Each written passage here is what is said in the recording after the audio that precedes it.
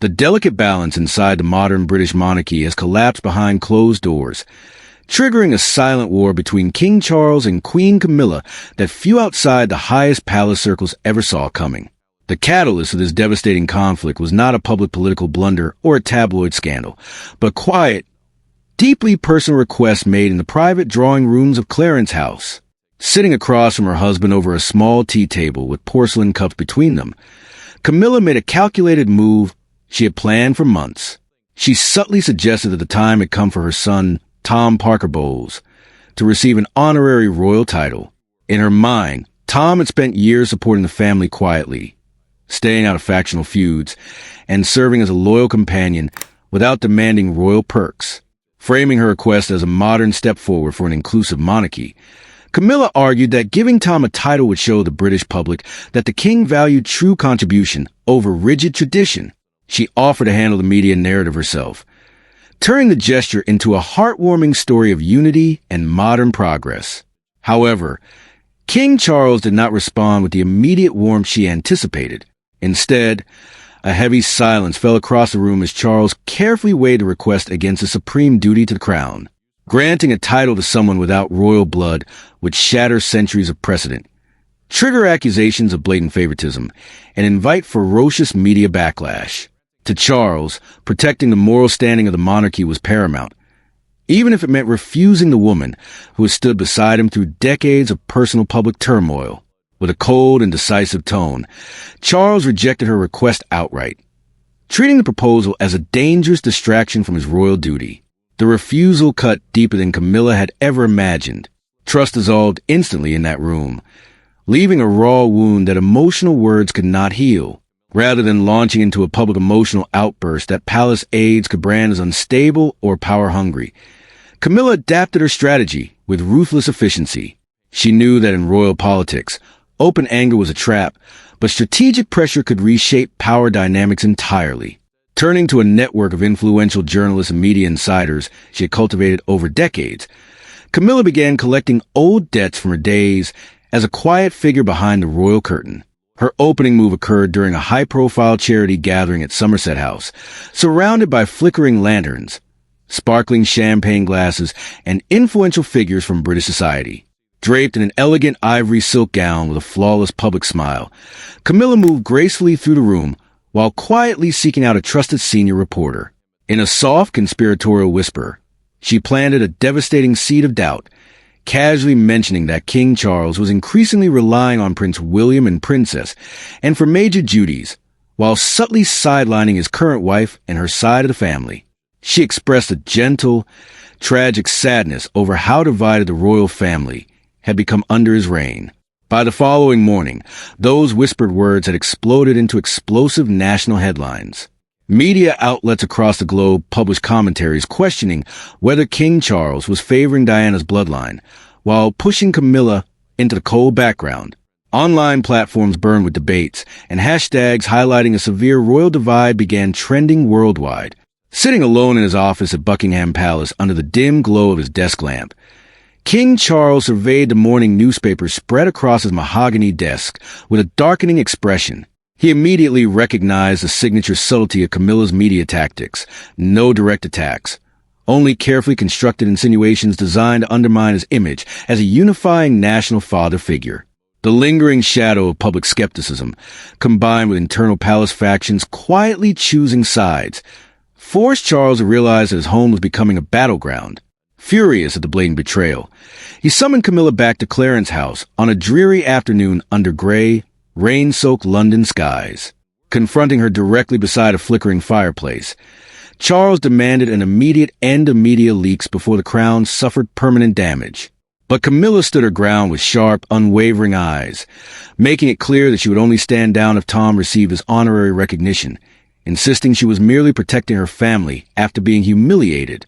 Realizing that affectionate appeals and stern warnings were no longer enough to sway her, King Charles made a decisive choice to protect the crown at all costs, setting in motion a covert palace response that would fundamentally change their relationship forever. When verbal warnings failed to halt the growing media storm, King Charles recognized that he needed a far more decisive lever to regain control over the narrative and protect the stability of the throne. behind the impenetrable curtain of Buckingham Palace. He quietly summoned his most trusted private advisors for an emergency late-night briefing. Sitting under the harsh glow of his desk lamp with stress deeply etched into his features, Charles issued a direct, confidential order that would drastically alter his strategy: a complete and unannounced financial audit of every charitable foundation, trust, and public fund under Queen Camilla's direct oversight. For months, subtle financial anomalies had caught the attention of senior palace accountants, including unexplained high-value transfers routed toward obscure consultancy firms and event management groups. Out of personal trust and a desire to avoid domestic friction, Charles had previously turned a blind eye to these discrepancies. But with the integrity of the crown now under direct assault, he authorized a hand-picked team of independent external auditors, bound by strict secrecy agreements, to dissect the account of Queen's Outreach Fund, her flagship charitable organization dedicated to culture, community welfare, and social progress. Working through endless nights in a secure, windowless archive room at Windsor Castle, the auditors meticulously traced every bank statement, invoice, and ledger. On the surface, the fund appeared impeccably managed, boasting legitimate grants for underprivileged children, heritage conservation, and local community centers.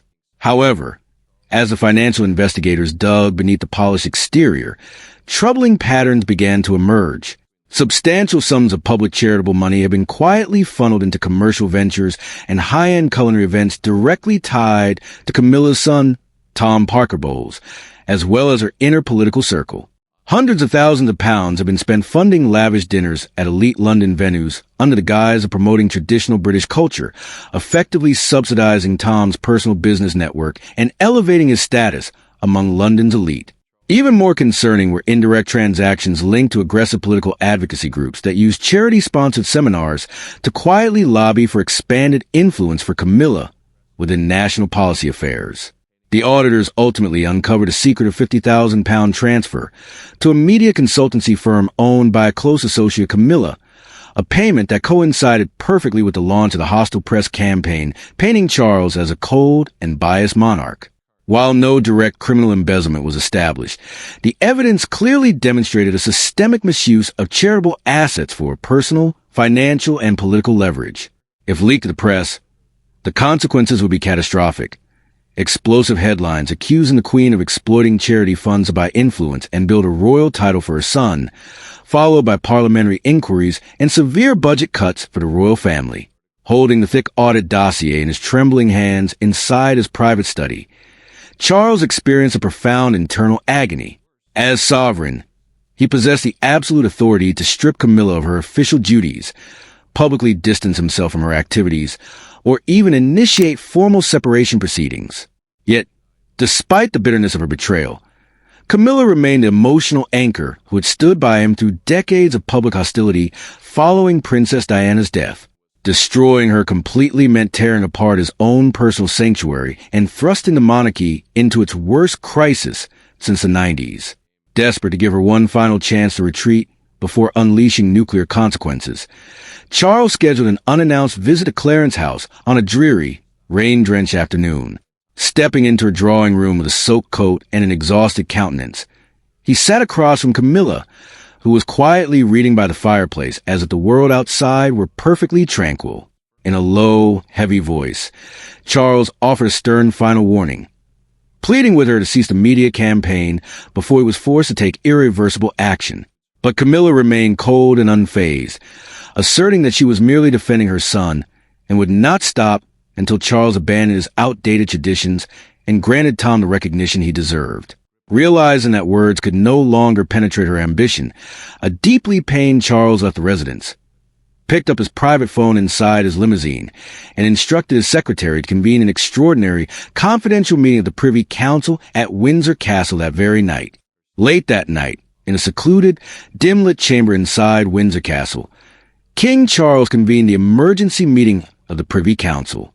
Surrounded by a select group of his most trusted advisors, including princess and high-ranking legal counselors and senior conservative peers, the atmosphere was thick with tension and secrecy.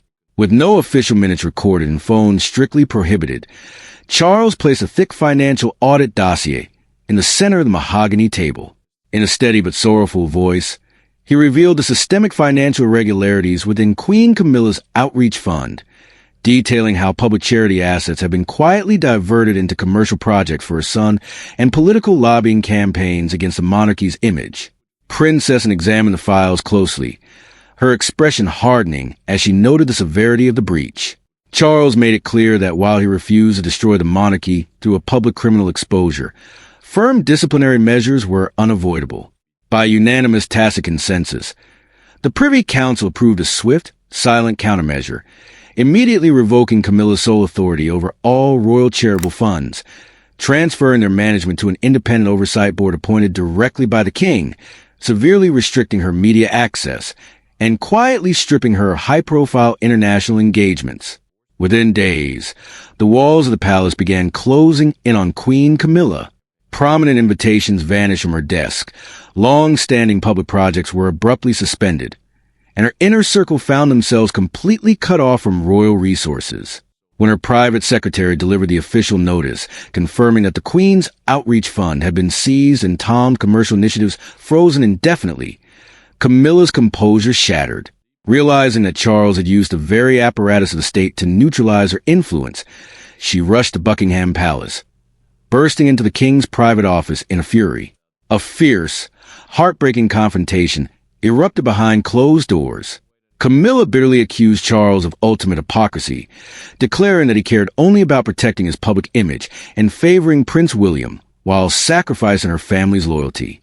Charles, bearing the heavy weight of the crown, stood firm, responding that her dangerous ambition and media manipulation had forced his hand to protect the survival of the institution. With tears of betrayal in her eyes, Camilla vowed that she would never forget this defeat, stepping back into the shadows of Clarence House as an isolated figure stripped of her political power. Though the quiet war ended in a tactical victory for King Charles, the emotional bond between them was permanently fractured, leaving the Queen as a distant shadow within the gilded halls of the monarchy, waiting silently for the next shift in the Game of Thrones.